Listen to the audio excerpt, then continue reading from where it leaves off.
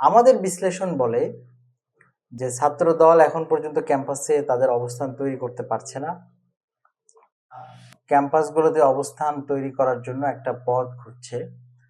তারা ছাত্র শিবিরকে কিভাবে একটা জায়গায় নৈতিকভাবে তাদের পরাজিত করে ক্যাম্পাসে অবস্থান করা যায়, তারই একটা পদক্ষেপ হিসেবে তারা এই ট্যাগগুলো বা এই কথাগুলো বলছে।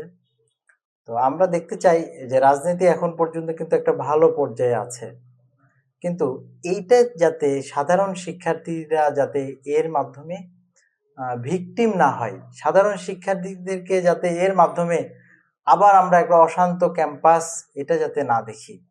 আমরা দেখতাম যে সাধারণ শিক্ষার্থীরা মারামারি করে রাজনৈতিক দলের কর্মীরা, কিন্তু দিন শেষে ভিকটিম হয় গ্রামের খেটে খাওয়া দিন মজুরের কৃষকের যে ছেলেটা অনেক কষ্ট করে পড়ালেখা করিয়ে যাকে বিভিন্ন বিশ্ববিদ্যালয়ে কলেজে পড়তে পাঠিয়েছে, দেখা যায় সেই ছেলেটাই বাবা মায়ের কাছে লাশ হয়ে ফিরে। আপনাদের এই রাজনীতি, এই ট্যাগিং, আপনাদের ক্যাম্পাস দখলের এই যে রাজনীতি, এর বলি যাতে সাধারণ কোনো মানুষ না হয়।